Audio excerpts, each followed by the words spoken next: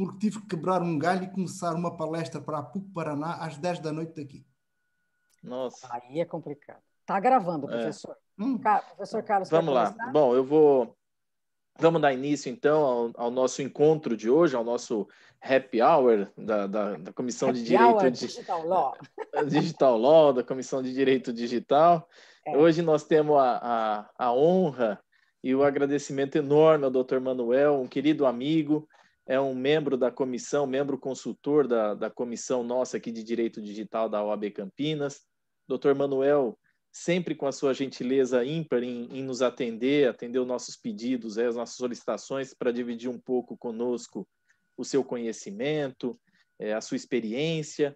Então, doutor Manuel, sinta-se abraçado, embora virtualmente, mas sinta-se abraçado e muito agradecidos aqui da nossa parte, da comissão da OAB Campinas. Doutor Manuel vai falar um pouco hoje com a gente aqui sobre anonimização e pseudonimização, tanto na RGPD como na LGPD e as novas reflexões, né? Nós vamos ter também a participação da doutora Valéria como mediadora, a doutora Verônica como comentarista, e agradecer desde já a presença de todos vocês, os membros da Comissão de Direito Digital, as pessoas que não são da comissão, mas estão participando conosco aqui hoje. Também quero agradecer a todos, agradecer a diretoria da OAB Campinas, na pessoa do Dr. Daniel Blixten, presidente da comissão, da subseção aqui de Campinas, e também as meninas aqui, né, da OAB, a Beatriz, a Andressa, Bruna. Deixa eu ver, a Carol, a Bruna, todas elas, que sem elas nós não conseguimos realizar todos esses eventos, elas são muito importantes para a gente aqui. Então, vou passar a palavra para a doutora Valéria, que ela vai fazer a leitura do mini currículo do Dr. Manuel, que se fosse ler o currículo todo dele, nós ficaríamos aqui semanas, né, doutor Manuel? Então, a doutora Valéria vai fazer a leitura de um mini currículo, só para apresentar o doutor Manuel a quem não o conhece ainda, e depois nós vamos ouvi-lo, doutor Manuel. Muito obrigado. Sim, mas embora eu discorde, quer dizer, eu já estou há tanto tempo na comissão e em eventos da comissão, que é quase uma afronta terem que falar em currículo. Eu sou mais um membro da comissão. Mas é uma deferência. Eu sou mais um membro da comissão. Mas é uma deferência. Um membro vitalício, já sei, vai fazer 6 anos já. Bem, boa tarde a todos. Reitero todas as palavras do Dr. Carlos, nosso presidente, um grande amigo, meu sócio. Agradeço. O Dr. Manuel está sem áudio. Pode pôr seu áudio. Agradeço. Bom, agradeço a presença, agradeço ter aceitado o nosso convite, professor Manuel, sempre realmente muito elegante, sempre eu proponho o doutor Carlos propõe um assunto, ele já automaticamente já assimila, já melhora, enfim, já dá uma super aula, né? A dinâmica dos nossos painéis será justamente como o doutor Carlos já falou, então o professor Manuel vai fazer provavelmente uma apresentação, vai compartilhar a tela. Ao final da sua apresentação, ele fique à vontade, professor, no tempo que o senhor quiser para apresentar. Ao final, eu vou fazer alguns comentários, vamos fazer alguma mediação, né, breve, e depois, em seguida, eu passo para a doutora Verônica, que ela vai se incumbir, professor, não precisa nem ficar preocupado com isso, ela vai se incumbir de olhar o chat, tanto quanto aos comentários, quanto com relação aos questionamentos, né? Os questionamentos podem vir, inclusive, de mim ou do próprio Dr. Carlos, a gente escreve, e eu só ia pedir que, Verônica, você cite o nome de quem está falando, quem é que está fazendo o comentário, e aí o professor se incumbe de fazer as respostas. De princípio, nós vamos pedir que fiquem abertas as câmeras, os áudios todos fechados, para que não haja microfonia, as câmeras fiquem fechadas e, ao final, a gente tira aquela foto que todos autorizam para a gente publicar nas nossas mídias sociais, tá bom? Professor, quiser compartilhar a sua tela, antes eu vou, perdão, já ia esquecendo, deixa eu fazer a apresentação do currículo, aquele currículo, né? Bom, o tema de hoje vai estar focado na anonimização e na pseudonimização, tanto no Regulamento Geral de Proteção de Dados Europeu, quanto na Lei Geral de Proteção de Dados brasileira. Novas reflexões, porque o professor já fez essa palestra uma ocasião muito boa, inclusive, tanto em Santos quanto em Campinas, então agora serão feitas novas reflexões. O professor Manuel David Maceno, ele é professor adjunto e encarregado de proteção de dados lá na Politécnica de Beja, na universidade, onde também integra a coordenação do laboratório UBNet, Segurança de Informática e Cybercrime, e do MESI, Mestrado de Engenharia e Segurança da Informação em Portugal, além de pertencer ao EDEM, rede de especialistas em proteção de dados da Europol. No Brasil, ele pertence ao grupo de trabalho de Direito Digital e Compliance da Fiesp, Federação das Indústrias do Estado de São Paulo, assim como das comissões de Direito Digital da OAB, seção de Santa Catarina, e a nossa subseção de Campinas. Professor, fique agora à vontade para compartilhar a sua tela e fazer a sua apresentação. Agora são 17h15, nós temos 25 pessoas participando, isso é um número bom, alto, inclusive, para uma sexta-feira Happy Hour Digital Law, que normalmente poderia estar menor, mas de 25 para cima. A gente fica, então, muito obrigado e fique à vontade para compartilhar a sua tela. Bom, boa tarde, aqui já boa noite. Eu, mais uma vez, tenho muito gosto de estar convosco, de estar com vocês. E isto tem história, quero dizer. Há cerca de ano e meio houve um desafio de pensar também para e com a Comissão questões de segurança no contexto da proteção de dados. Eu estou a pensar aí por junho, julho de 2019. Fizemos aqui para a Comissão 2 sessões, porque a matéria era longa, e então a perspectiva foi de explorar a anonimização, a pseudonimização e também a cifragem ou encriptação na perspectiva da segurança. Depois disso, o trabalho, o estudo continuou. Em setembro de 2019, a minha aula, e já há vários anos que leciono no mestrado da Unisc, no Rio Grande do Sul, em Santa Cruz do Sul. E foi exatamente sobre isto, sobre um pouquinho só mais sofisticado. E, entretanto, também na revista lá do mestre doutorado da Unisc, saiu agora, numa revista decente, um Qualis A2, saiu um artigo meu também nesta matéria. Bom, a doutora Valéria diz, isto foi essencialmente bem na semana passada, nasce não muito mais, era bom que fizesse, isto não dá trabalho, aquela palestra até teve assim, mais ou menos, vamos repetir a palestra. Eu pensei, repetir palestra não tem graça nenhuma. Não tem graça, isto não tem, é que sem um mínimo de ferrão, de sting, isto não pode ser. Então vamos repensar a coisa. E não se assustem, mas como passei algum tempo nestas 2 semanas voltando à matéria e relendo coisas, provavelmente o que escrevi e publiquei numa revista supostamente boa há uns meses já faria de maneira diferente. É que isto não para. E ainda bem, significa que não estagnamos. Bom, a questão, eu sou obediente, posso não ser obediente nas conclusões, mas sou obediente nos objetivos. Vamos falar de anonimização e pseudonimização. Não foi dado contexto. Vamos tratar de 2 técnicas, ambas referidas, ainda de modo diferente, tanto no regulamento europeu como na lei brasileira. Sim, porque se procurarem agora na LGPD, encontram preferências tanto a uma como a outra. E o objetivo de hoje é simples. É perceber qual a função e qual o conteúdo. É um objetivo relativamente modesto. Não é mais que isso. Num e no outro. Aliás, usar um método comparativo, creio que ajuda muito a entender as coisas. E a entender também quais as opções de política legislativa. Eu vou passar a compartilhar a minha tela. Aqui. Já está.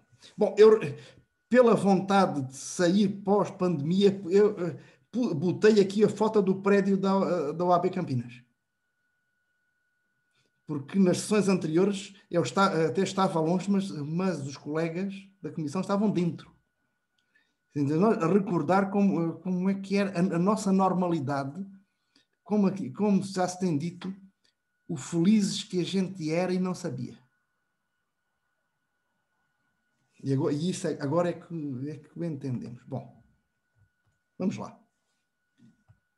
Ponto de partida. Bom, dizer simplesmente, anonimização são procedimentos técnicos afins, sim. Há semelhanças, sobretudo, a questão da reversibilidade, ou seja, da repersonalização, quer de dados anonimizados, quer de dados pseudonimizados. É um problema grande. Aliás, isso é uma das questões que aqui surgem, e até com respostas dissemelhantes entre o Regulamento Europeu e a lei brasileira, é a questão da reversibilidade, sobretudo da anonimização. Aliás, quando o que é hoje o Comitê Europeu para a Proteção de Dados, que é um órgão previsto no regulamento e que é integrado por representantes de todas as autoridades nacionais, mais a Comissão Europeia, mais a Autoridade Europeia. Trata do próprio proteção de dados na própria União. Que tem, na altura, isto não tinha nome, era referido no artigo 29 da Diretiva de 1995, era chamado grupo do artigo 29. Quem trabalha nisto e os colegas, se procurarem pareceres, e há uma série de pareceres e de orientações importantes, inclusive da transição da diretiva para o regulamento. Ele é conhecido, sobretudo, na sigla até em inglês, como Article 29 Working Party. Se procurarem 29WP, encontram logo muitas coisas. Mesmo na pesquisa indexada simples. Bom, mas o que talvez seja o mais importante nesta sessão é entender que, no contexto de ambas as fontes, e isto é assim, é ambas, no Regulamento Europeu, na lei brasileira, a anonimização e a pseudonimização têm funções diferentes. Não servem para o mesmo. Não estão pensadas para o mesmo. Quer dizer, não há um contínuo, se pensarmos, de até tecnicamente mais frágil, que é assim para a engenharia, de pseudonimização, depois anonimização e finalmente de encriptação. Até pode ser assim para a engenharia. Não é juridicamente no contexto das fontes que nos importam. A anonimização. E começo por algo completamente simples. Tanto o Regulamento Europeu quanto a lei brasileira têm âmbito material de aplicação, tratamento de dados pessoais. Daí que a base neste ponto, a propósito da anonimização, é determinar o que são dados pessoais e do que não são, face ao que não são dados pessoais. Assim, temos como critério a presença de identificadores que permitem, vejam, isso ajuda a definição do ponto 1 do artigo 4º do Regulamento Europeu, porque é analítica, enquanto, como veremos, a brasileira é sintética.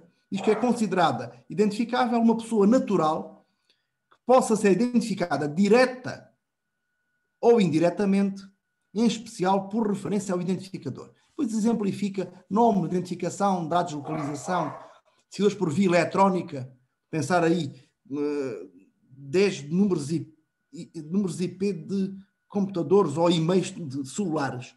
Também entram aqui quase identificadores,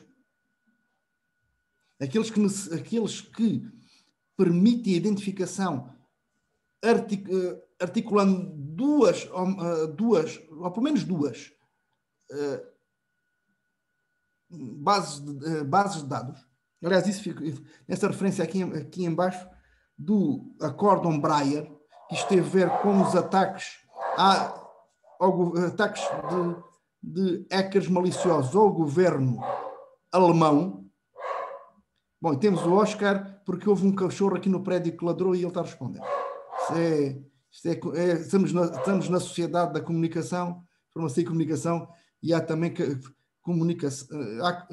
comunicação interanimal. Vou dizer alguma coisa.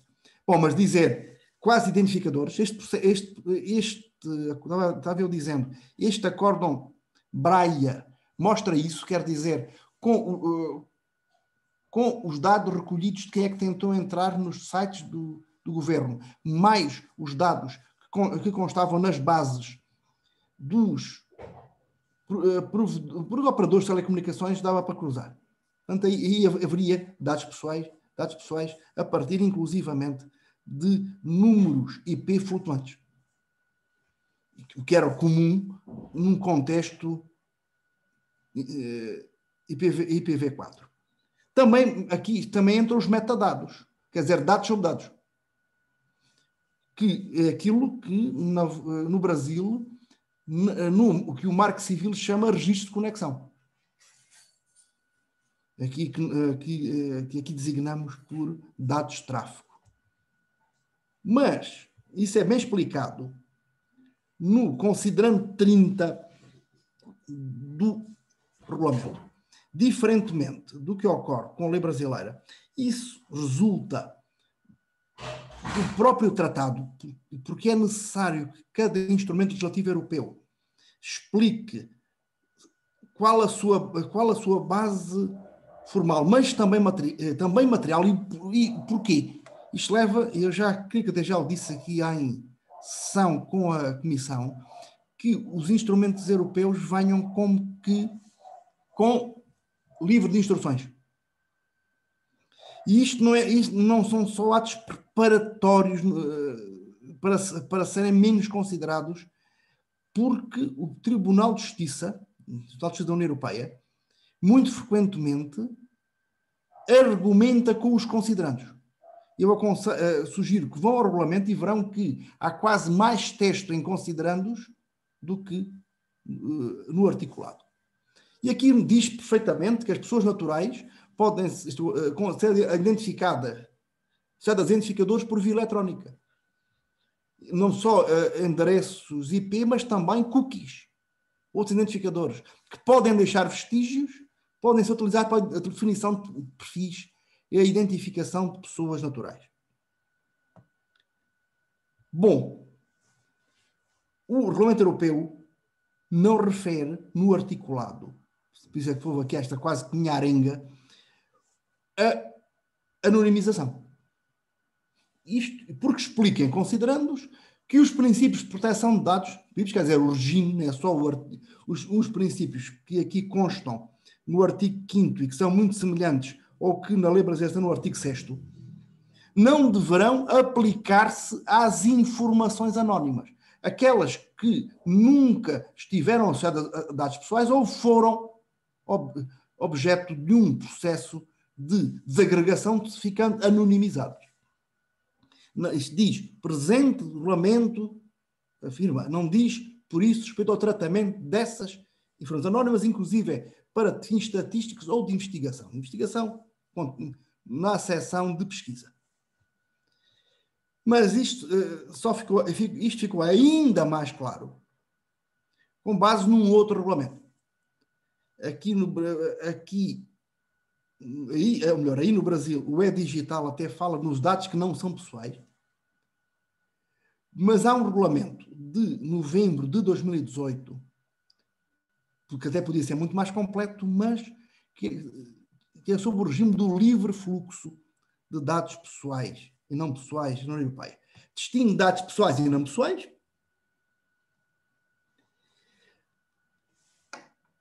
Reitera a imperatividade do regime de proteção de dados pessoais e volta a dizer isto. Os princípios não devem aplicar, volto a dizer que não se devem aplicar anónimas, mas também, sobretudo, o que importa, que se os progressos tecnológicos permitirem transformar dados anonimizados em dados pessoais, esses dados devem ser tratados como dados pessoais e o regulamento, o RGPD, deve ser aplicado em conformidade. Qual é o problema aqui nisto? É que a reidentificação é tecnicamente viável, nomeadamente com base em analíticas Big Data. Aliás, desde 2010 há um artigo importante que está disponível de graça. Aliás, já o referi até numa anterior palestra aqui para a Comissão, do Paul Ohm, na UCLA Law Review, nos Estados Unidos, nessa é uma questão europeia, onde ele mostra que efetivamente já não havia em 2010 tecnologias de anonimização que garantissem a irreversibilidade. E acrescento, hoje ainda menos. Em julho do ano passado, houve 3 pesquisadores belgas que trabalham entre a Universidade Católica de Louvain, e o Imperial College de Londres, que publicam numa revista que também está em acesso livre, a Nature Communications, que é está na família da Nature, que é a Nature com a Science são as 2 maiores revistas científicas, podemos dizer mundiais, em termos de revistas genéricas de ciência, que eles são matemáticos e mostram como, com um número relativamente pequeno de dados, conseguem reidentificar ou identificar com certezas acima de 97%, em alguns casos. Ora, os riscos da anonimização já haviam já há muito tempo, num parecer daquele grupo de trabalho do artigo 29, que vimos, falei há pouco de 2014, que é um caminho, o grupo, a propósito de algo que aí tem também no Brasil, que é a lei de 2011 sobre o acesso às informações do setor público e à reutilização de informação do setor público. Bom, dizer, a administração pública poderá facultar essas informações, mas precisa de primeiro as anonimizar. Ora, nesses pareceres, a propósito de 2 diretivas da União Europeia, eles vêm a explicar, atenção, é muito difícil anonimizar eficazmente. Diz já desde 2003 que internamente à União Europeia se diz cuidado. Mais ainda neste parecer de 2014 sobre técnicas de anonimização.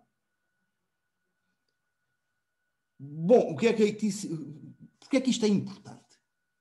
É porque se os dados, é quase algo lapaliciano, é que o Regulamento Geral de Proteção de Dados aplica-se ao tratamento de dados pessoais. Se não forem dados pessoais, se forem dados anónimos ou anonimizados, não se aplica. Fica à margem do regulamento, completamente. Não se aplica. Mas qual é o problema? Se a anonimização for reversível, e atenção, o conceito de dados pessoais não é pessoa identificada, é pessoa identificada ou identificável. Logo, é uma identificação ou reidentificação potencial. O que é que isso quer dizer?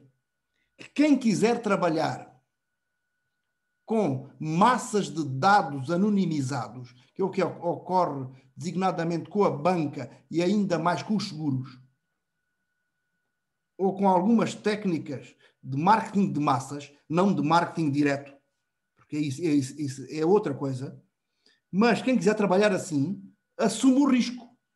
Qual é o risco? De haver tecnologia, passar a haver tecnologia que permite essa reidentificação. E a partir do momento em que, dentro do contexto do Regulamento Europeu, a partir do momento em que existe essa tecnologia e a reidentificação seja potencialmente viável, tem de passar a aplicar o regulamento. Eu também já escrevi, já publiquei sobre isto, já sugerindo 10 sistemas de aqui aí chamam relatório de impacto. Aqui a gente diz avaliação de impacto em proteção de dados. Os americanos chamam DPIA, Data Protection Impact Assessment. Para Valer andou estudando coisas também nos Estados Unidos, o tal DPIA. Sim, tem que haver um monitoramento permanente da tecnologia, fazer avaliações de impacto para verificar se aqueles dados ainda não são repersonalizáveis. Porque se o forem pode ser complicado. Isto não é matéria de hoje, mas eu tenho defendido que nesses casos, além de anonimizados, os dados devem ser cifrados. Sobretudo se forem dados sensíveis. Porque se forem cifrados, ficam à margem, se houver um vazamento, dá-se uma exclusão de responsabilidade. Porquê? Porque mesmo que vazem, como estão cifrados, quem teve acesso não os consegue ler. É claro que pois, mas se for anonimizado sai mais barato. Claro, porque não tem os custos de compliance com o regulamento. Se for cifrado, sai mais caro. Pois, mas isso é uma opção empresarial. Não se pode ter tudo. Como dizem os ingleses, não se pode ter o bolo e comer o bolo e ficar com ele. Ou come ou não come. Não se pode ter tudo. Quer dizer, em síntese aqui no Regulamento Europeu, os riscos de desenvolvimento correm por conta dos controladores. Bom, Brasil. Temos uma definição sintética de dado pessoal e simplesmente informação da pessoa natural identificada ou identificável, também identificável, no inciso 1º do artigo 5º. Nós podemos ir mais longe na própria lei, quer dizer, no inciso 2º tem a definição de dado pessoal sensível. Como o dado pessoal sensível é uma espécie dentro do género de dado pessoal, temos que todos os dados sensíveis são dados pessoais. Logo, os identificadores correspondentes a estas categorias ajudam-nos a identificar, quer dizer, dados genéticos, dados biométricos, dados à saúde, vida sexual, filiação a sindicato, convicção religiosa, política, isso são dados pessoais. E depois, ao contrário, quando limitação negativa, temos no inciso 3º o dado anonimizado, dado relativo a titular que não possa ser identificado. Depois há uma outra fonte que anda meio esquecida, mas que tem interesse pelo menos analógico, para fins analógicos, que é o regulamento do Marco Civil. Este regulamento foi aprovado pela Presidente Dilma e quase na 24ª hora, a 11 de maio, e já deviam estar com o impeachment, já deviam estar arrumando a mesa, e estar isto. Ainda falta este. Então vamos aprovar o regulamento do Marco Civil. Estou eu aqui especulando, não deve ter sido muito diferente. Aqui encontramos uma definição de dado pessoal que, não sendo de modo algum contraditória com a do Regulamento Geral de Proteção de Dados, permite densificar a noção do inciso 1º do artigo 5º. Dado relacionado à pessoa natural, identificável, e depois apresenta identificadores. Números identificativos, dados locacionais ou identificadores eletrónicos quando estiverem relacionados a uma pessoa. Bom, diferentemente do regulamento europeu, a LGPD, no inciso 11, também do artigo, sempre do artigo 5º, define anonimização com a utilização de meios técnicos, e eu vou saltar, já volto atrás, por meio dos quais um dado perde a possibilidade de associação direta ou indireta ao indivíduo. Tudo bem. Aqui há uma coisa que pus até um ponto de exclamação a cor. Razoáveis e disponíveis no momento do tratamento. Bom, mesmo que não sejam nem razoáveis, nem disponíveis nesse momento, são meios técnicos de anonimização. Aqui o legislador já começa, creio eu, a mostrar qual é o objetivo. E associa a anonimização, explicitamente, à legitimidade para a realização de estudos por órgãos de pesquisa, inciso 4, artigo 7, mesmo que se refere a dados sensíveis, 11, inciso 2, letra C, desde que indispensável, assim como realizando estudos em saúde pública, no caput do 13. Também justifica a conservação dos dados pelo controlador após o término do tratamento. Sim, porque deveria cessar, mas apenas para finalidades de estudo por órgão de pesquisa. Além disso, a anonimização, isto para nós é muito diferente, pode ser exigida pelo titular dos dados ou o controlador, a qualquer momento e mediante requisição, sempre que os dados sejam, passem a ser desnecessários, excessivos ou tratados em desconformidade com o disposto pela lei. Quer dizer, nós temos aqui neste inciso 4 do artigo 18 um corolário, uma concretização do princípio da necessidade do inciso 3º do artigo 6º, um dos princípios, não mais que o indispensável. Quer dizer, atribui poder ao titular dos dados para exigir que não haja tratamento de dados, aliás, desnecessários. No entanto, como eu fui chamando a atenção, o legislador brasileiro assume as limitações. Porque vimos que os dados anonimizados só são, se o critério forem os meios técnicos razoáveis e disponíveis na ocasião do seu tratamento. Bom, e depois ainda continua, e com esta mesma linha. Isto no artigo 12, no caput e depois sobretudo nos parágrafos 1º e 3º, diz isto. Os dados anonimizados não são considerados dados pessoais para os fins desta lei, salvo quando o processo de anonimização ao qual foram submetidos for revertido, vejam, utilizando exclusivamente meios próprios, isto é, não meios de terceiros ou por terceiros, ou quando, com esforços razoáveis, puder ser revertido. E depois ainda acrescenta: a determinação do que seja razoável deve levar em consideração fatores objetivos e, de novo, a utilização exclusiva de meios próprios. Quer dizer, se a reversibilidade decorrer de meios técnicos alheios, não há risco de incumprimento por parte do controlador. Como esta questão do razoável é um conceito jurídico indeterminado, embora temos esta referência a uma análise custo-benefício, custo-tempo, de acordo com tecnologias disponíveis, diz o parágrafo 3º do artigo 12, que a autoridade nacional poderá, não temos aqui um deverá, temos um poderá, dispor sobre os padrões e técnicas utilizados em processos de anonimização e realizar verificações acerca da sua segurança ouvido o Conselho Nacional de Proteção das Pessoas.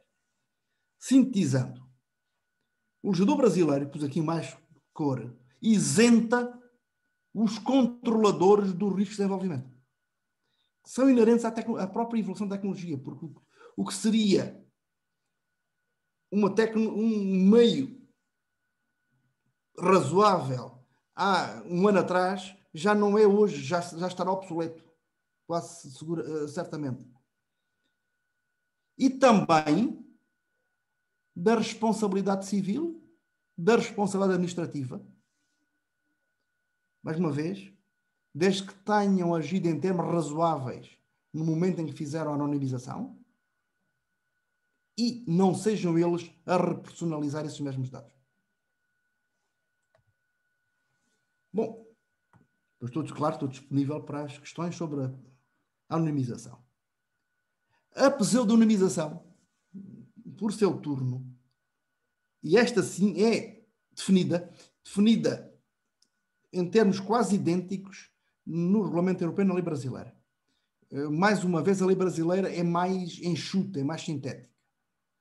O que é que diz, ou como é que consta do ponto 5 do artigo 4º do Regulamento Europeu, consiste no tratamento de dados pessoais de forma que deixem de poder ser atribuídos a um titular de dados específico sem recorrer a informações suplementares. Desde que as informações suplementares sejam mantidas separadamente, sujeito a medidas técnicas e organizativas, para assegurar que os dados pessoais não possam ser atribuídos a uma pessoa física identificada ou identificável. Quer dizer, são retirados, ou melhor, são substituídos os identificadores por números, expressões, palavras. Eu recordo aí que na sessão, fiz há mais de um ano, eu usei questões de fruta, em vez do nome trocava por banana, abacaxi, laranja. Pronto, depois lá houve uns sorrisos, porque havia a questão dos laranjas, e eu, na minha ingenuidade, nem percebi que aí laranja tinha outro sentido. Mas pronto, para dizer... E depois tentar explicar que deveria ser uma anonimização, uma conversão até aleatória, é que para uns seria com fruta, outros seria árvore, outros seria peixe, outros seria bicho, para não ser fácil reverter. Mas o mesmo, ou quase o mesmo, diz o parágrafo 4º do artigo 13 da lei brasileira.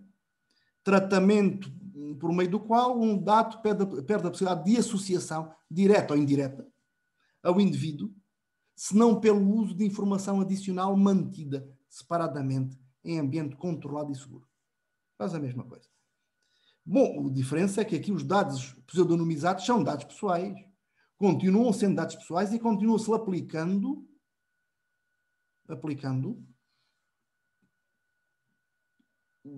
conforme o Regulamento Europeu e a lei brasileira.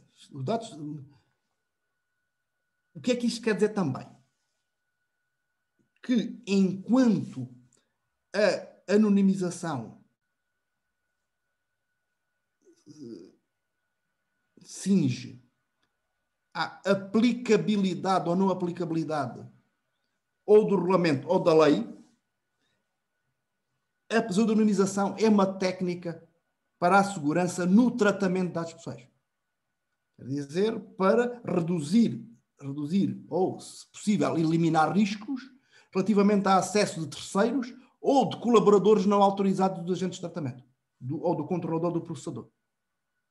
Aliás, isto entra, pensando quer no regulamento, quer na lei, no dever de segurança do tratamento, ou princípio da segurança no Regulamento Europeu, ou princípio da segurança na LGPD,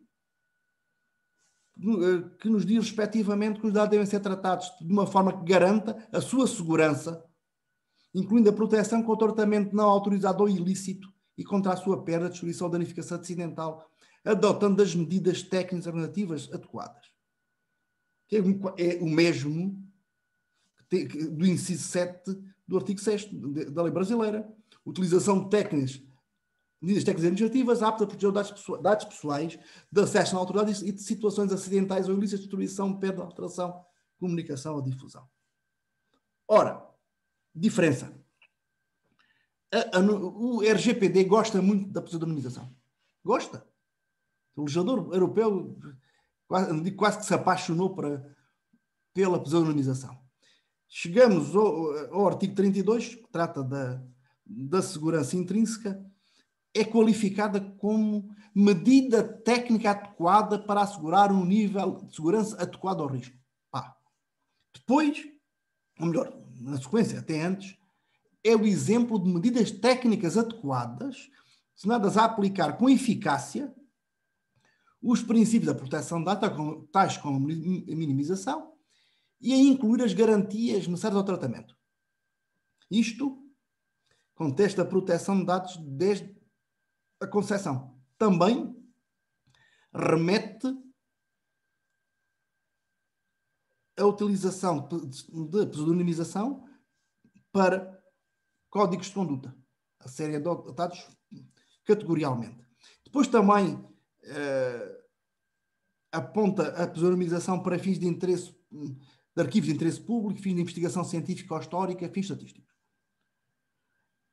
O problema, e foi logo apontado naquele parecer de 2014 do Grupo de Trabalho do artigo 29, é que a reidentificação ainda é mais fácil de conseguir tecnicamente que a anonimização. Estou a dizer reidentificação por pessoas não autorizadas. Isto porque o controlador tem sempre acesso ao outro sistema onde, vejam, onde estão. Espera aí, não é este aqui. Aquela que é mantida, pensemos aqui no Brasil, separadamente em ambiente controlado e seguro. O controlador tem acesso a ambos e pode cruzar quando bem entender. Quer dizer, temos aqui uma técnica de segurança perante terceiros ou perante colaboradores não autorizados. E depois ainda explica,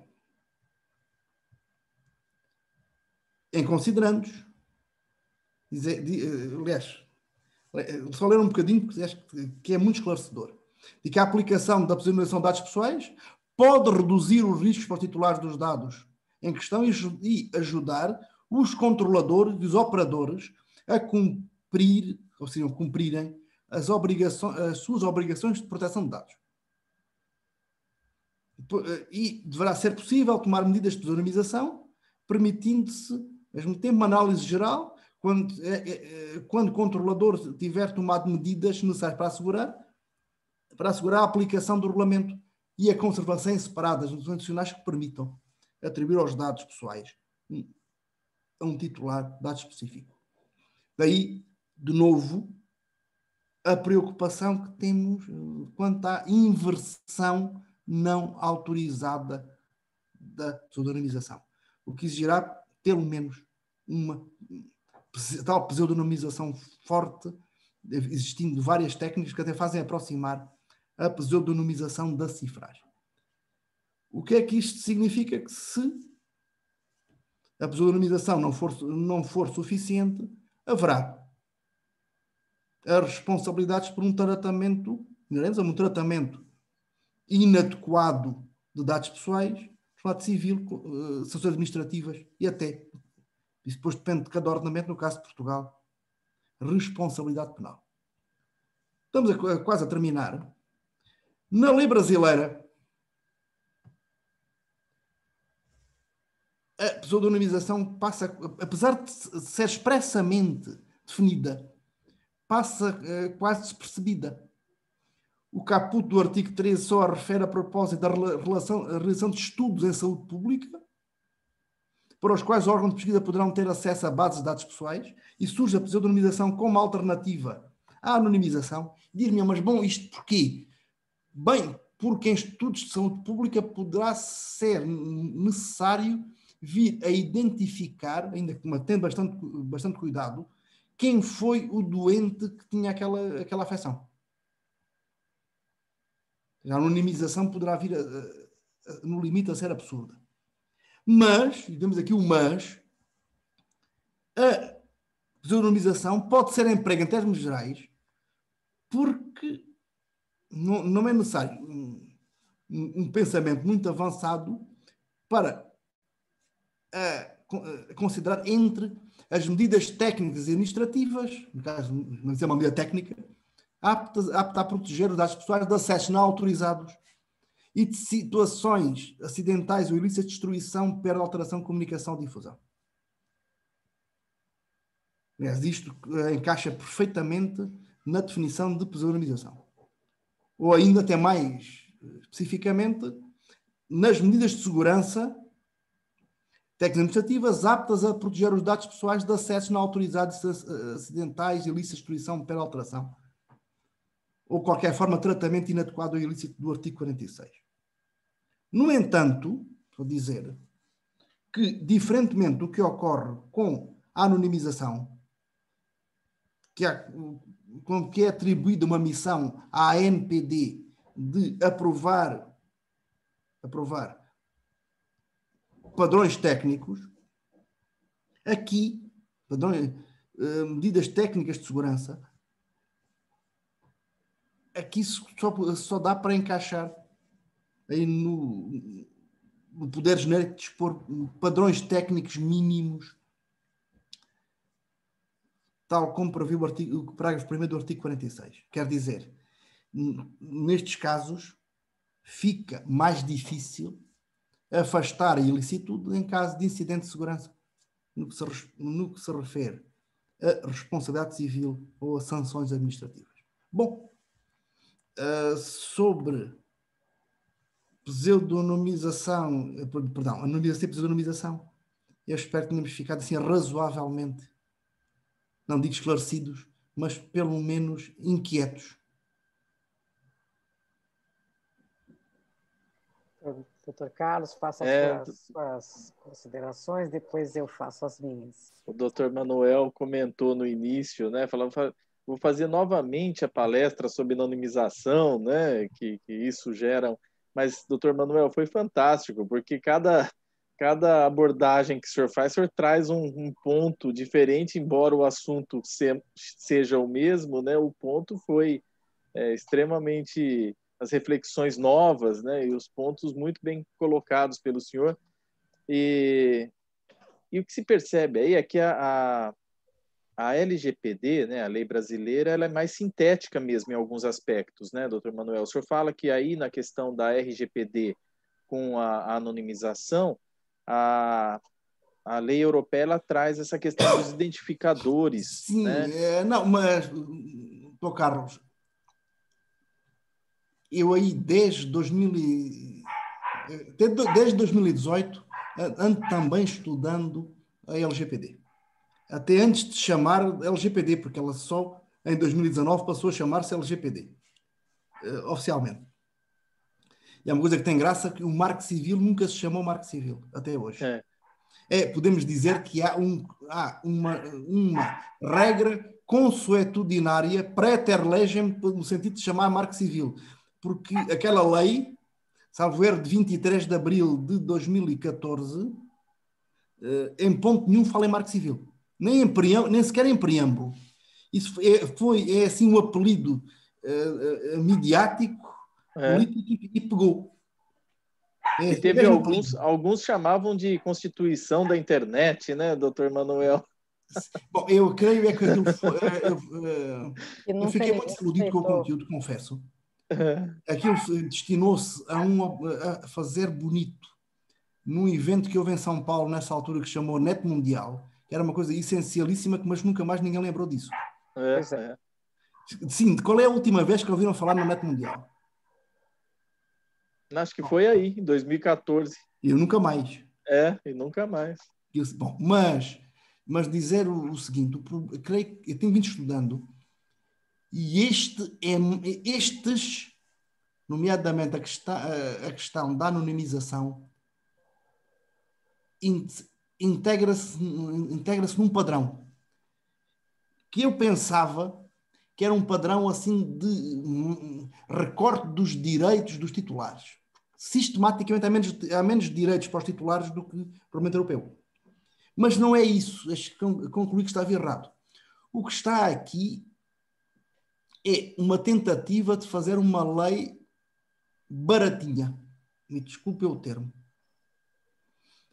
Baratinha no sentido de ter uma lei de proteção de dados, mas onerar o menos possível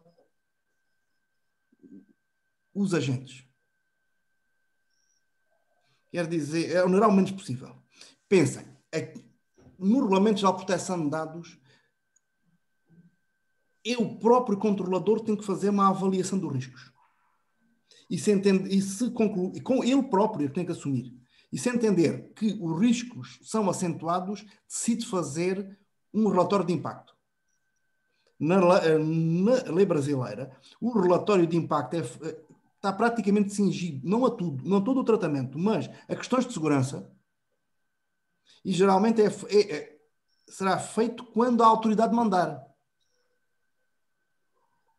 Embora possa a autoridade aprovar o regulamento, passar a dizer em que situações é que são para fazer. Temos essa. Temos as questões também de privacy by design, privacy by default, que só surgem, de novo, na LGPD a propósito da segurança. Não é para a compliance toda. É para a segurança. É ali o essencial. Vamos para o essencial, para o barato. Mas, talvez, dois exemplos ainda maiores. A própria Autoridade Nacional diz a LGPD que nem orçamento próprio tem. Entra no orçamento da presidência. Não vai ter carreira de servidores. É para si barato. Bom, mas onde isto surgiu até explicitamente, e que é meio assustador para mim, é no artigo 20. É a questão da reavaliação das decisões automatizadas. É que na altura do veto foi dito que não deveria ser por pessoa natural a rever, porque assim saía muito caro às empresas. E para ser mais barato, dá para que uma decisão de uma máquina seja revista por outra máquina. E tanto quanto eu saiba, o Brasil é o único país no qual temos seres humanos sujeitos a decisões definitivas de máquinas. Isso é algo já assim ao nível do Black Mirror. Aí num simpósio, aí há 2 semanas que me convidaram, aquilo foi organizado por um mentor, foi um professor da PUC São Paulo, o professor Márcio Pugliese. E depois também o Flávio Durso também esteve, Faquin e mais umas coisas. E também puseram lá a mim, para dizer. E eu aí disse, bom, o Brasil, em maio de 2019, subscreveu os princípios da OCDE em matéria de inteligência artificial. E ou isso é fictício, ou haver decisões definitivas por máquinas é incompatível. E o STF que assuma a sua responsabilidade. Bom, mas este não será tanto eu não creio que seja mais simples, porque por via interpretativa nós chegávamos lá perfeitamente até aos identificadores e ao resto. As soluções normativas é que foram pensadas, repito, para desonerar os controladores, e como tudo tem uma luz e uma sombra, ou desonerar os controladores reduz o âmbito dos direitos titulares, que seria inevitável. É um trade-off, é dizer, o Regulamento Europeu colocou uma tónica maior nos direitos dos titulares, dos cidadãos. No Brasil, achando que as empresas precisavam de ser pelo menos agora, que isso era complicado, onerá-las muito, terá havido um esforço sistemático de reduzir até onde era possível os custos. Bom, não sei se concordam, mas... É exatamente isso. Ô, Valéria, passa a palavra a Valéria agora para fazer algumas considerações e depois as perguntas, que já vi que tem bastante coisa sobre criptografia aí também, né? Sim, mas eu também tenho aqui uma debatedora que está olhando e pensa assim, nunca mais me dão palavra. Bem, professor Manuel, muito obrigada pela sua apresentação ratificando o que o Dr. Carlos falou, realmente, quando nós fizemos o pedido de repetir a palestra, seria porque o tema é muito relevante para a nossa LGPD e causa muitas dúvidas, né? Então, eu achei que seria conveniente, doutor Carlos, também, que nós fizéssemos uma palestra com o mesmo tema. Mas é evidente que eu tinha certeza que o professor jamais iria apresentar uma palestra vencida. E aí, com certeza, ele já fez as novas considerações que eu lembro perfeitamente. Tenho, inclusive, esse material daquela época e a gente percebe que teve bastante consideração muito interessante. O comentário que eu vou fazer apenas para depois passar a palavra para a Verônica seria no seguinte sentido, professor. Eu vou fazer uma consideração, né, uma afirmação, e depois aí eu vou questionar. Considerando que a base da garantia da anonimização e da pseudonimização, falando a grosso modo, a ausência de identificadores titulares da informação, existem dados que, mesmo não apontados para alguém em particular, podem passar a apontar quando utilizadas técnicas em conjunto e dados complementares, né? Então, no caso de técnicas de análise... O artigo 20... Deixa eu só complementar. Sim, mas o artigo 20 da LGPD diz isso, mas é para os anónimos, não é para os anonimizados, é para os anónimos. O questionamento seria no seguinte sentido: seria correto, então, afirmar que bases de dados anonimizados ou que passaram por um processo de pseudonimização não são imunes a consultas ou cruzamentos justamente dessas técnicas de informação e identificação de padrão ou que adotem engenharia social, que esse é o foco, distintas de informação externa? É aí que eu queria chegar. O que o senhor acha? Sim, mas isso sabe-se. Eu referi aquele artigo do Paul Ohm, como ele disse, que ele está online de graça, basta ir àquele número, pesquisar aquele número da UCLA Law Review. Está explicado, e sabe-se isto. No Brasil também sabem, o legislador brasileiro sabia isso. Mas vamos assim, bom, a gente vai congelar o tempo. No momento em que vocês atuaram, utilizando uma tecnologia que não tem que ser a última, mas tem que ser, assim, razoável em termos de custo-benefício. Se fizerem isso, já tá bom. Ficam descansados.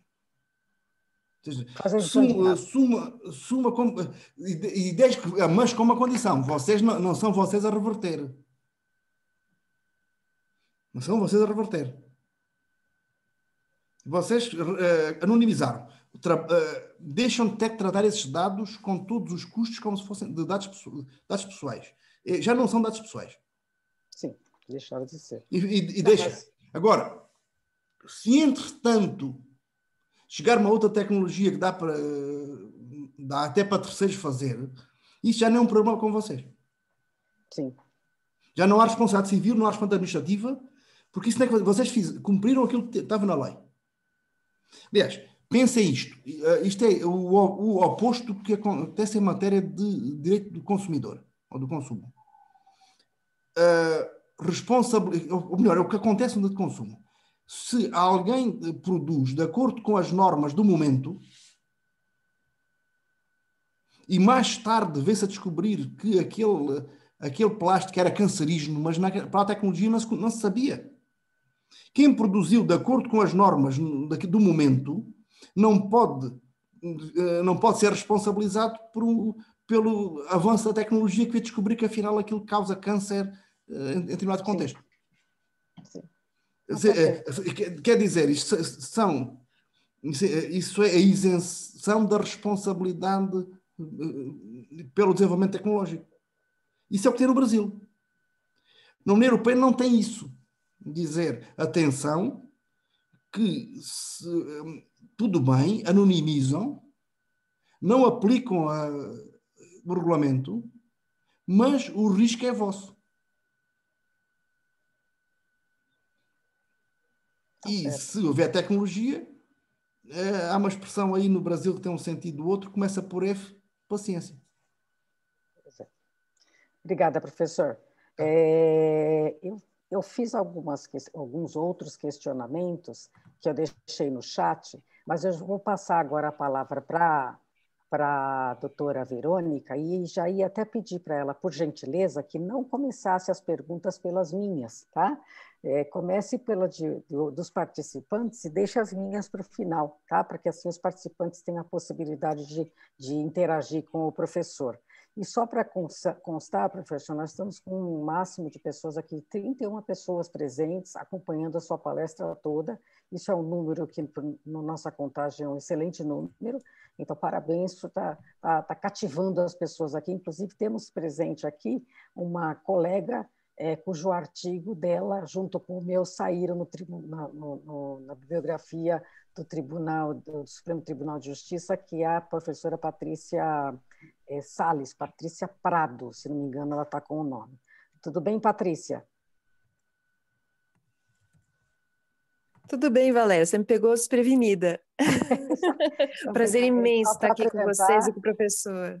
Muito obrigada por você ter vindo, convidei, ela é uma das escritoras do livro Debates Contemporâneos, que o professor recebeu, uma cortesia, e o meu artigo e o artigo da colega foi selecionado na bibliografia do Supremo Tribunal de Justiça como material para consulta de magistrados e ministros. Obrigada, Patrícia, pela sua presença, por prestigiar aqui o nosso trabalho. Tá? Eu que agradeço. Meus cumprimentos a todos. Então, Verônica, agora passo a palavra para você e, reiterando, inicie com as perguntas dos participantes. Deixa as minhas para o final, tá bom? Tá ótimo, doutora Valéria. Agradeço também aqui a oportunidade de estar aqui como comentarista, junto com a doutora Valéria, claro, o doutor Carlos e o professor Manuel, que, aliás, excelente, né, palestra, assim, eu pelo menos fiquei aqui assim, só admirando, né, as colocações dele, mas com a permissão dele já vou direto para as perguntas, né, dos participantes. Uma pergunta foi feita pela Luciana, MG. Ela pediu depois licença, que ela precisou sair, mas ela falou que ela vai ter a oportunidade de ver depois a resposta, né? E o que ela perguntou foi para o professor Manuel que ele entendia, que ela estava entendendo a anonimização como uma técnica complementar posterior à pseudo-anonimização. Ou seja, inicialmente ela teria que proteger o dado pessoal pela pseudonimização e depois ela estava compreendendo que aí ela podia reverter para anonimização. Se seria isso, se essa seria uma visão correta. Eu falei que tinha dúvidas. Eu não defendi isso. A ideia é a seguinte: a anonimização é uma técnica para levar a que dados pessoais deixem de o ser, saindo do âmbito da aplicação da LGPD. Então, lei brasileira, primeiro lei brasileira, que será um interesse maior. Um dado anonimizado não é um dado pessoal. Aliás, a LGPD diz isso taxativamente. E se não é um dado pessoal, não se aplica ao regime de dados pessoais.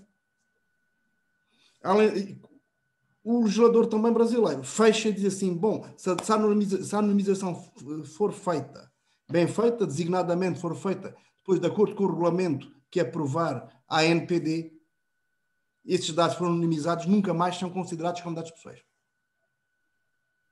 Ponto. Fecha ali. Quer dizer, o controlador só tem que se preocupar com a compliance dos dados pessoais, não dos dados não pessoais. Ok. Enquanto que dados pseudonimizados são dados pessoais, não há dúvida que são dados pessoais, só que são dados pessoais que foram, por assim dizer, descaracterizados, maquiados, dizer assim, que tornou-se muito mais difícil identificar quem é. Se quiser, a gente chegar aqui, se cada um tiver pensemos aqui, quem está assistindo, estiver assistindo com um apelido. Com um apelido. Põe um apelido, a gente nem sabe, ele está aqui, mas está, ou seja, é um participante, não é um não participante. Na anonimização era botado fora aqui do webinar. E tem mesmo, professor. É posto fora, um ML. sai fora. ML. O outro fica, mas fica com apelido. É mais difícil saber quem é. Portanto, se xingar, a gente iremos procurar o número dental para saber quem é que xingou. Ou pensar em termos de penais, fazer um boletim de ocorrência contra um desconhecido que tinha bigode.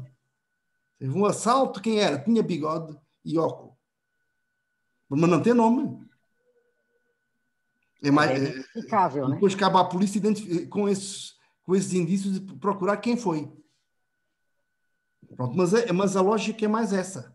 Ou seja, a pseudonimização é uma técnica, tal como a cifragem, é uma técnica de segurança no tratamento de dados. Mas continuam sendo dados pessoais. Agora, diziam aqui cifragem. Sim, porque se houver um incidente de segurança, será tecnicamente mais fácil reidentificar dados pseudonimizados, porque ficam lá, porque a pseudonimização só dá alguns identificadores, não é? E é muito difícil de dar, enquanto que a cifragem é toda a informação que fica inacessível a quem não tiver a chave. E vejam que aqui punhamos cujo nome, aqui todo mundo tinha apelido, mas havia dentro de uma gaveta fechada à chave uma lista. O Zé Negão é o António. O Cupinho de Leite é o Francisco. Pronto, mas era isso. A pseudonimização funciona assim. Há dois sistemas separados. Se alguém entrar no sistema, todos os titulares estão com o apelido. E é preciso ter o acesso a outro sistema para facilmente saber quem são. Mas, com o resto da informação, mesmo sem chegar a outro sistema, não é demasiado difícil, tem custos, mas não é demasiado difícil saber, ver. Porquê? Porque diz, é o Cupinho de Leite, mas o Cupinho de Leite, dá para saber em que bairro mora, qual é a profissão, etc. E a gente chega lá. Dá trabalho, mas chega lá.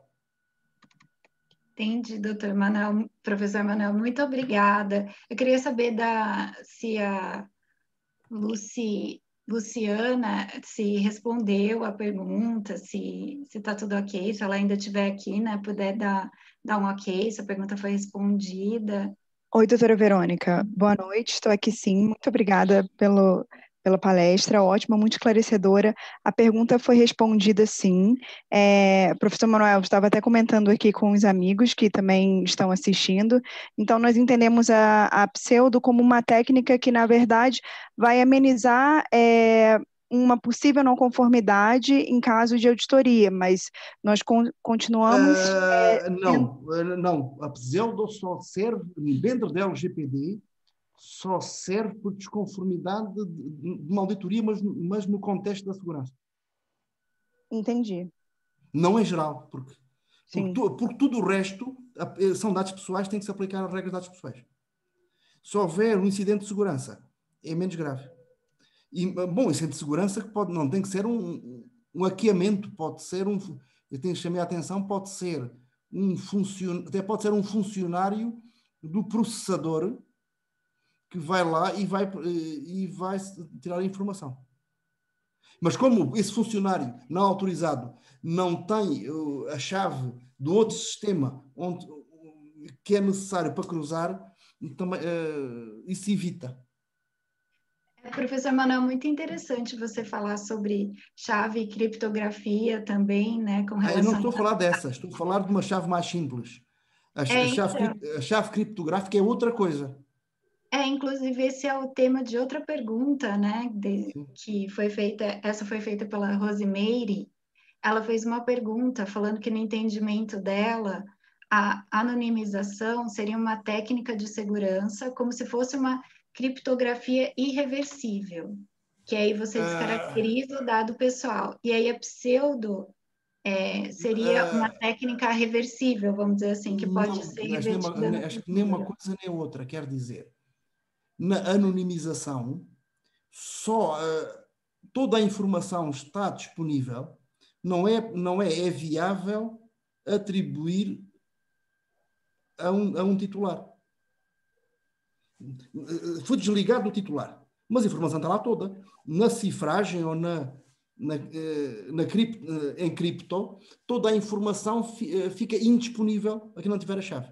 Aqui a informação está disponível, não é viável ligá-la a uma pessoa natural. O que se pode dizer é que, sim, se pode dizer que a pseudonimização é uma forma light de cifragem. É uma cifragem incompleta. É uma cifragem só de identificador. É uma cifragem assim, a mais baratinha. Tá. Não, até a Rosemary continuou a pergunta, ela falou que ela entendia também que após um tempo de retenção da informação, se não tem sentido ela usar a pseudonimização, porque não teria mais base legal que garantia o armazenamento do dado. Aí ela até pergunta se ela estaria compreendendo certo isso nessa linha ainda da criptografia. Não, o que diz é isto. É que após o tempo de retenção, ou melhor, penso que o tempo será de tratamento por retenção de dados é outra coisa. Mas, para além do prazo, ele teria e sim, há um artigo na lei brasileira, e voltamos, isto é o princípio, também uma projeção do princípio da necessidade. Já não há legitimação para tratar, eles teriam que apagar. Teriam de apagar o dado. Atenção, isto não é esquecimento. É um limite que corresponde ao princípio da necessidade. E depois é a própria pessoa que manda apagar. Se eu não for, ou a agência a autoridade manda apagar, porque já não há fundamento para continuar a tratar. O que a lei brasileira diz? Bom, em vez de apagar,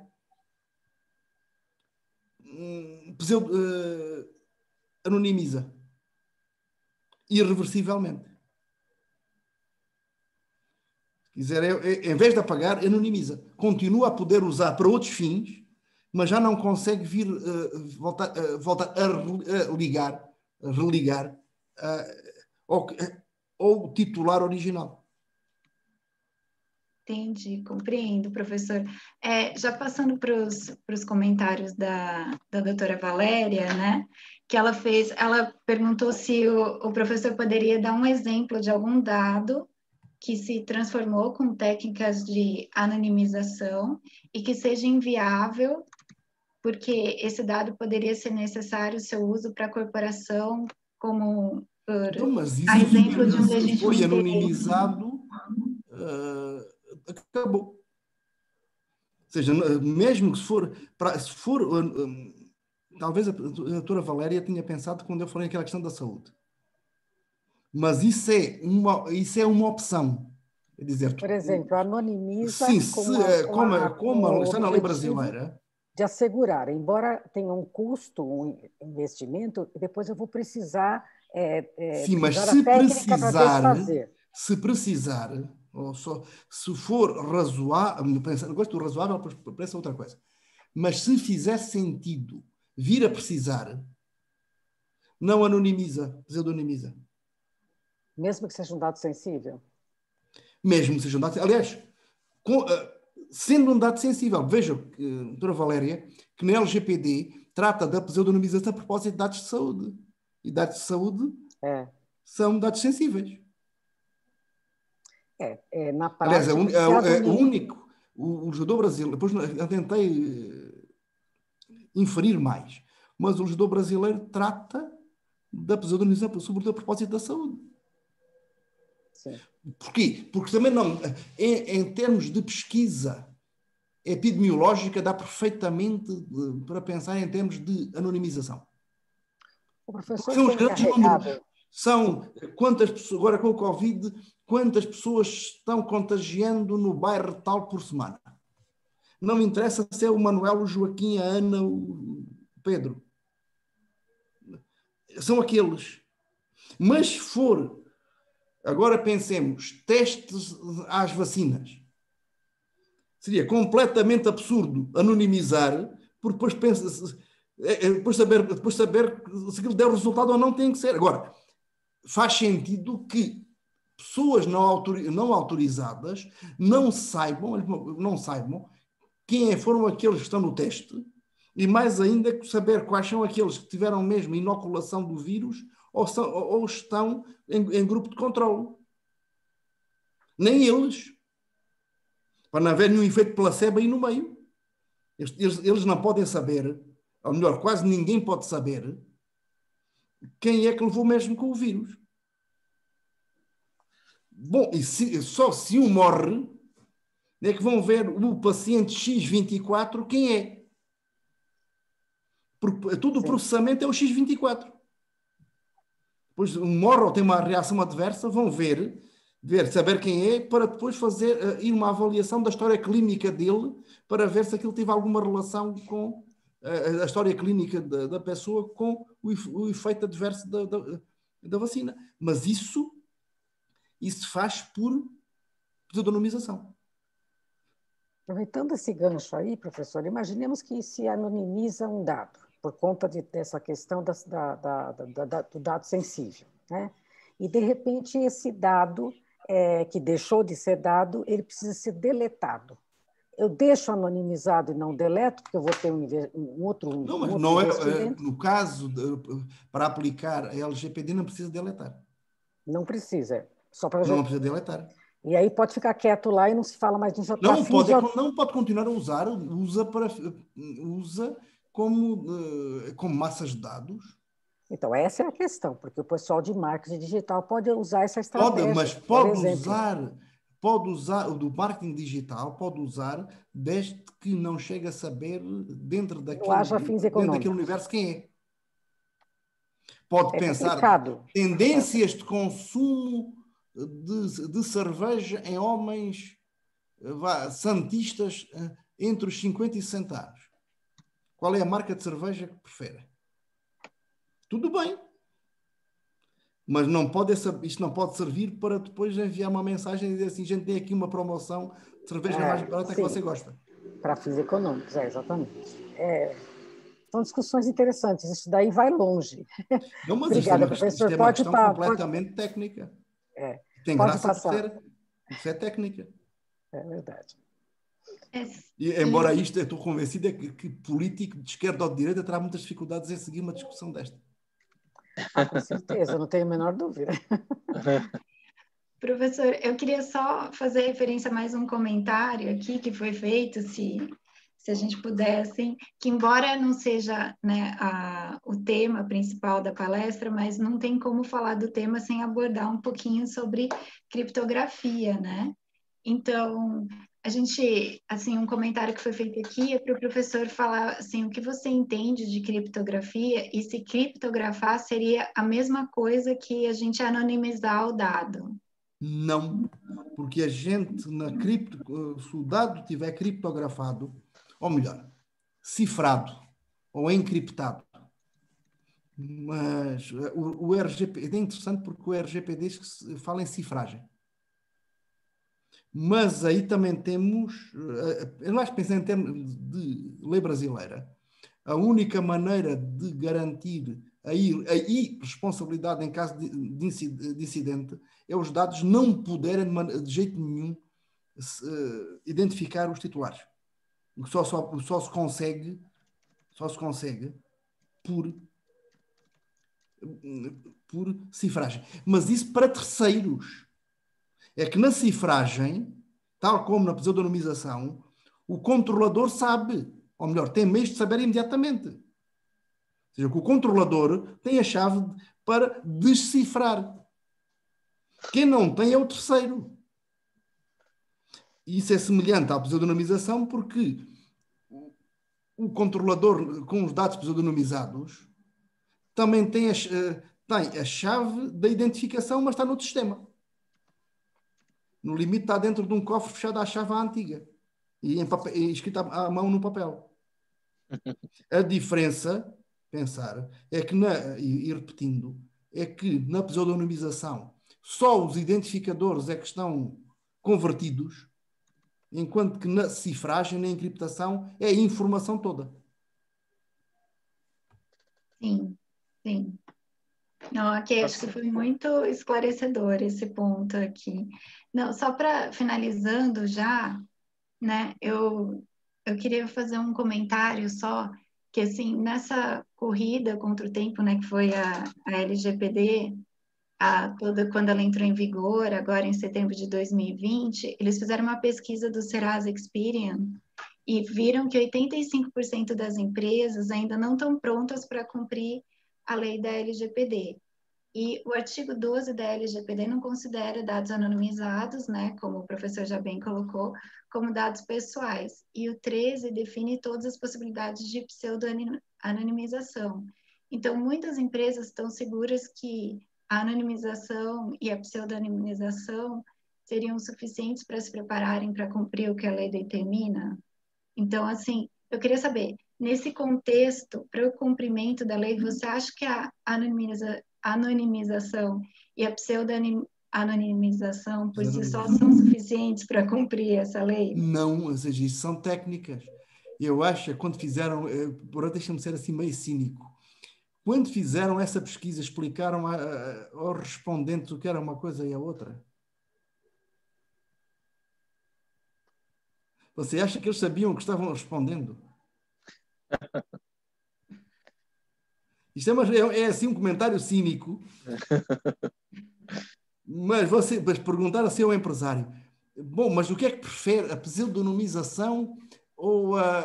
Assim, bom, eu penso assim, bem, eu sou da torcida do Palmeiras, acho que é mais uma questão de pseudonimização. Se for... bom, se for da Portuguesa dos Desportos, é mais cifragem. Se for do Corinthians, será... Bom, mas isso... Pronto, mas eu estou aqui... Pode ser... Eu não estou debochando. Não estou debochando excessivamente. Mas isso são questões absolutamente técnicas.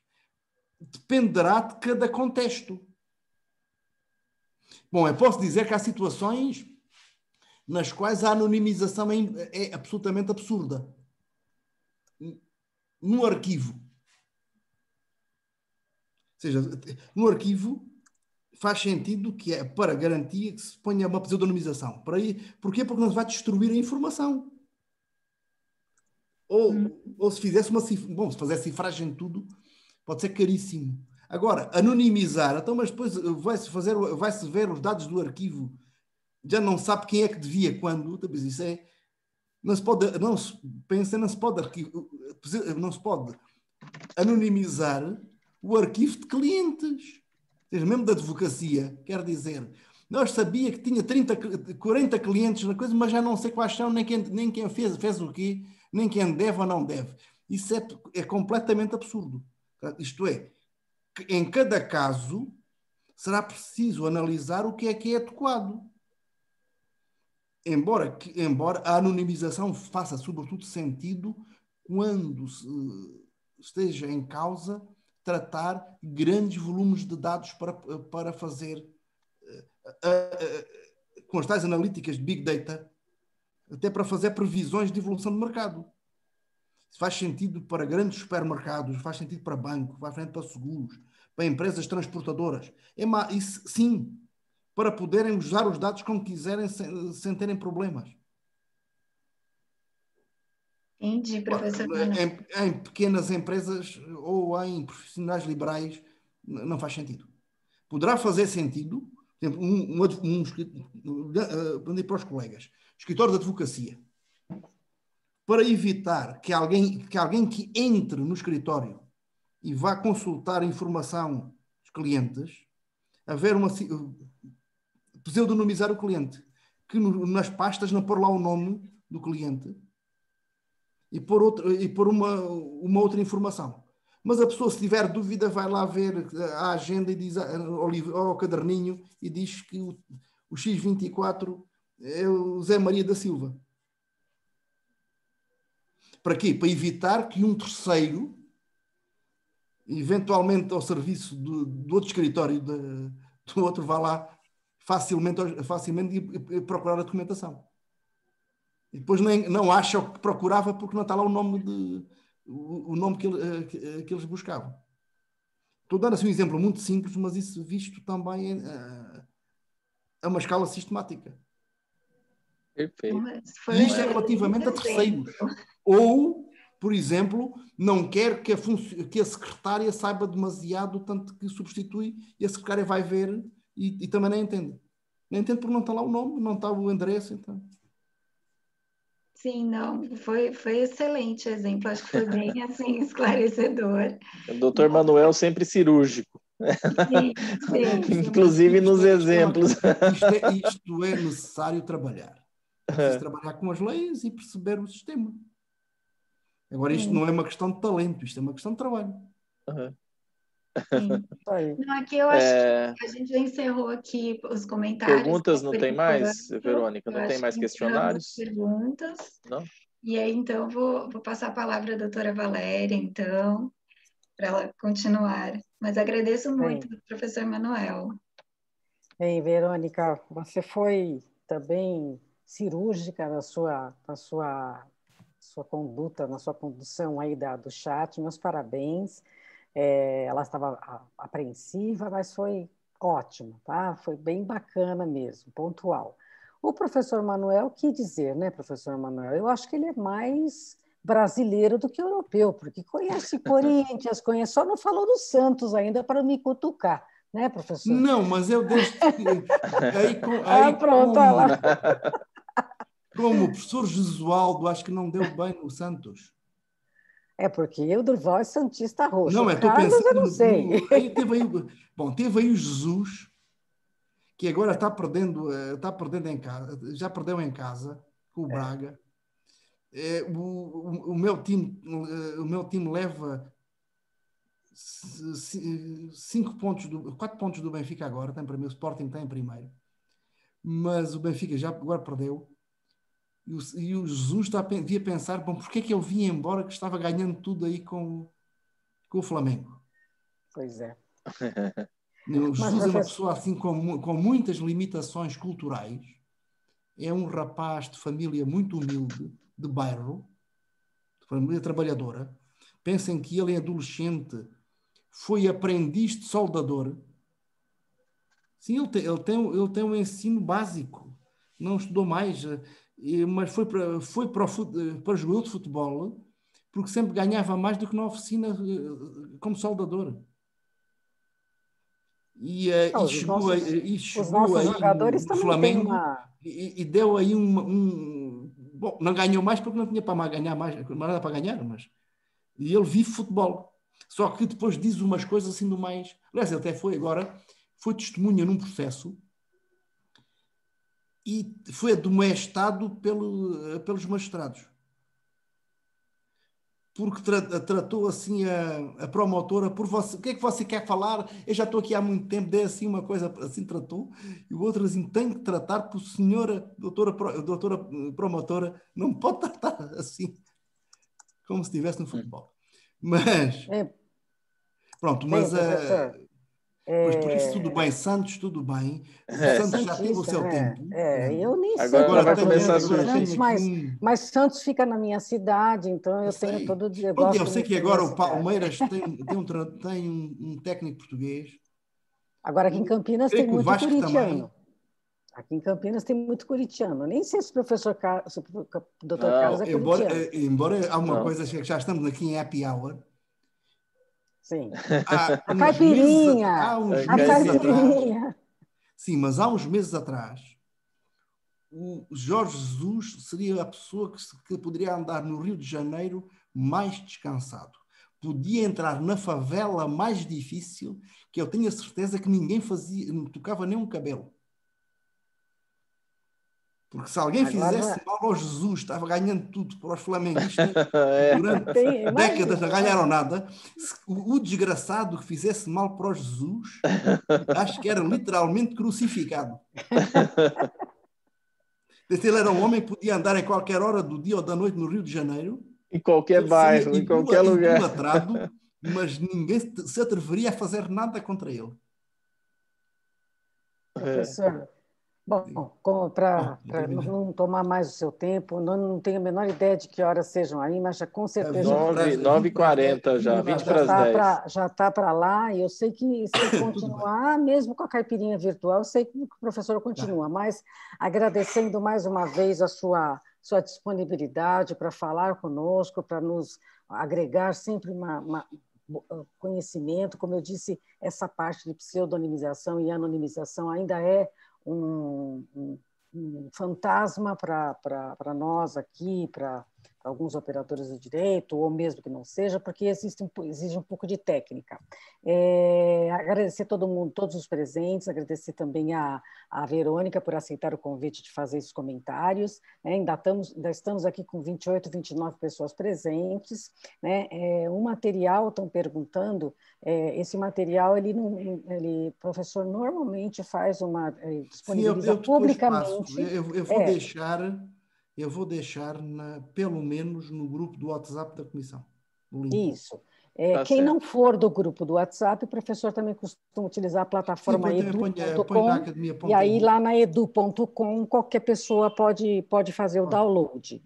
Aí vai o vídeo também, a Andressa, que é da OAB, agradeço muito também todas as meninas, a Bruna, a Andressa, a Bia, que estão aqui dando essa força, E passo agora a palavra para o Dr. Carlos, além de um grande amigo, sócio, presidente da comissão, para dar as últimas palavras aí. Agradecer, fazer das suas palavras um agradecimento também ao Dr. Manuel, a Verônica.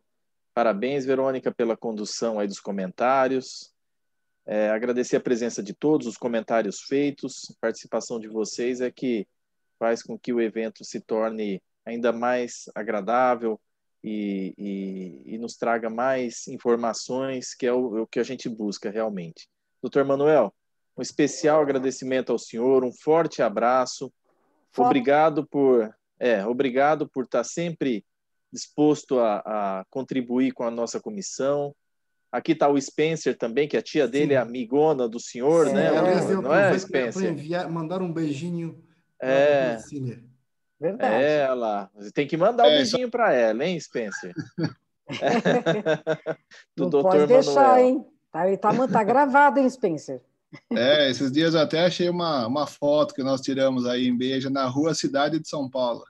Não sei se o senhor lembra. Então. Ao pé da estátua do Antônio Raposo Tavares. Isso. Raposo Tavares era daqui e foi para aí. É isso aí. Maravilha. Obrigado, Spencer, também pela participação de todos aí, Tatiana, de todos os membros da comissão. E os que são convidados também. Agora eu vou pedir, quem quiser, quem tiver disposto a abrir sua câmera, pode abrir para a gente fazer uma fotinho aí todos com o Dr. Manuel. Na sequência, quem abrir já está automaticamente autorizando que a foto possa ser publicada. Porque se não quer, não abre, né? Então vamos pelo consentimento por adesão, né? Consentimento tácito. Tácito, eu não sei se abre a câmera, não é viável aqui para proteção de dados. A Andressa vai tirar... Não, isto é explícito. Ana. Oi, Bia, você apareceu, a Bia ali, a nossa Bia da OAB. Cadê a Andressa? A secretária da presidência, né? A Andressa está aí também, a Carol estava aí por aí também, a Miriam também estava por aí. Sim. Não sei se está. Eu não Mas sei vamos lá, então, quem que está tirando a foto aí? A Bia? Você está tirando, Bia, ou tá a Carol? Carol. A Carol? Então, vamos lá, Carol. Vamos lá, vamos fazer o X aí, todo mundo. X, tem um com máscara ali, o Rubens, tá com a máscara, mas tá dando risada. Por baixo da máscara ele tá fazendo o X, também tá sorrindo. Olha, tem Vamos mais, lá, apareceu Leandro. mais, ó. O Leandro. Rodrigo. Que eu tô na empresa aqui, eu não posso tirar a máscara. Não, fique à vontade, Entendi. Fique tranquilo. Vamos lá, pessoal. Fazendo um X aí. Obrigado, viu, pela participação de todos vocês aí. Prontinho. Obrigado, Pronto? Carol. Obrigada, Carol. Obrigada a todos. Gente, hoje é sexta-feira 13. Eu tenho 2 gatinhos pretos que só me dão sorte. Então, mas de qualquer forma, tem gente que acredita que dá azar, então esconda os seus gatinhos. Né? E bom final de semana para todos. Né? E é sempre um prazer a gente estar nas nossas sextas-feiras de happy hour, que vou ficar devendo a caipirinha em impressora 3D, professor, só porque eu não encontrei impressora. Tá? Mas porque a dele está pronta lá, não precisa de impressora não, que a dele está guardadinha ali, não, já está guardadinha, e o vinho Dão também, que ele gosta do vinhozinho. Entendi. Não, doutor Manuel? Não, mas é só vinho do Alentejo. Não, do Alentejo? Bom, gente, um abraço a todos. Boa noite, pessoal. Boa noite para todo mundo. Licença. Bom descanso, boa sexta-feira. Bom final de semana para todos. Viu? Boa noite.